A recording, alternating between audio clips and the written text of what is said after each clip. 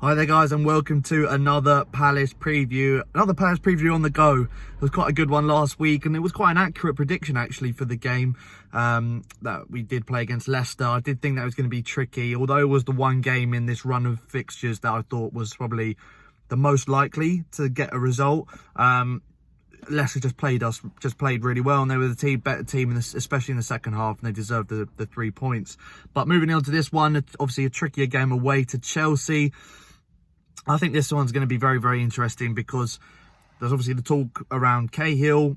Big game for him, going back to his old club where he's won all these trophies, all the trophies that he's won in his career. I think legend of the club's a bit of a push, but, you know, a massive icon of the club, big figure. And I think that him returning to Stamford Bridge is going to be a warm reception, I think, from the home fans. And I'm hoping that he can, if possible, because he's, in my opinion, been the player of the season for us so far this season. If possible, he could up his game even more for this Chelsea game, which would be fantastic. And he will need to do that along with whoever he'll be alongside. It probably will be Tompkins, I think, the way it's looking in terms of form. And the consistency in the lineup that Roy Hodgson's starting to show, which is a good sign. But equally, I think that Kelly definitely deserves a chance back in the team. I thought his role as being like almost the backup centre back is a bit harsh, seeing as whenever he plays, he's been fantastic for us.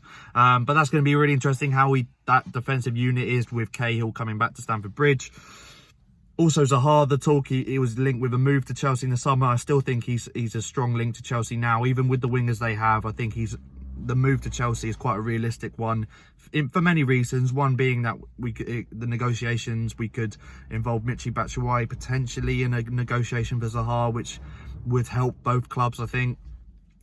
Only problem is, I think now that Pulisic has come in, it's less likely that Chelsea would go for another winger. But I think that, you know, with all the speculation around Zaha and Chelsea being one of the clubs in the summer that were supposedly in for him, I think that it'll be interesting to see how he performs. In these games against the top 4, top 6, you almost feel that Zaha is trying to force out an even better performance than games against other clubs in the league, just so that he can almost make a statement and just show people that he can do it against the top teams.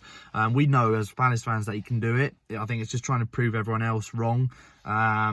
And those are the two main talking points for me, Cahill and Zaha. I think their performances are going to be really interesting and also really key to us getting anything out of the game. In terms of the lineup, I do think that Guaita will stay in goal. Same back four as played against Leicester, although Kelly, I would like to see Kelly come in. I do think that Tompkins will start. Then we'll have Luca, Chiarte, MacArthur. That midfield three is now just the midfield three without exception. They've been brilliant, all three of them, and the consistency they're showing so far this season has been great. Zaha, Townsend, Ayew would be my front three. And I really do think it'll be interesting to see how the team set up. We've had success at Chelsea in previous seasons, and the key to success has been being really frustrating, really hard to break down, no space in between the lines, and just being very clinical. I know it's quite repetitive, some of these previews, but it is the way we play, and it is how we're effective against the top teams. We've got a very good record, actually, when you look over previous seasons, the last 2 or 3 years. Our performances against the top 4 teams and definitely the top 6 have been really, really good, and our results, our points return has been actually pretty good for a team that is consistently a bottom of the half side, you know, a bottom of the league's side. So I do think that we've got the recipe there, and we've got the experience, especially going to Chelsea under Sam Allardyce, getting that amazing win against them there.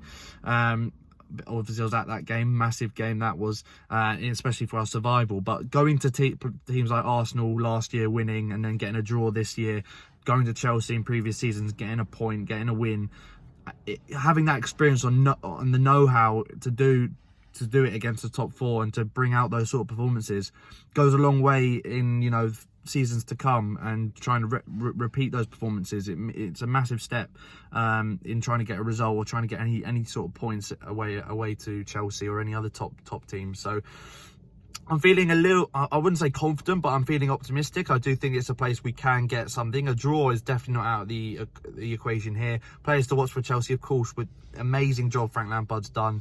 I was one of the people who thought that he would struggle to make the leap from Derby to one of the top teams in the Premier League, and to introduce that style of play with a transfer ban, and with the youngsters that are in the team who are having to make the step up so quickly, and, you know, and at the drop of a hat, all of it's clicked now after a bit of a slow start.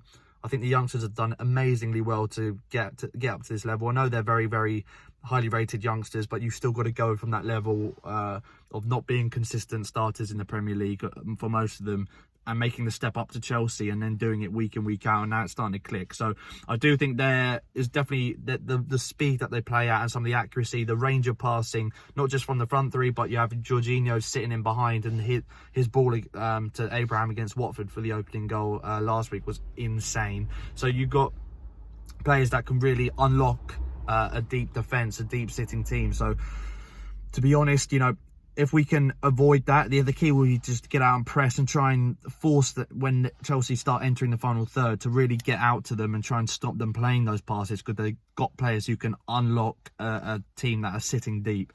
And if we can stop that, that will go a long way in us getting a result here. So score prediction for this one, guys, I'm going to be optimistic. I'm going to go 1-1.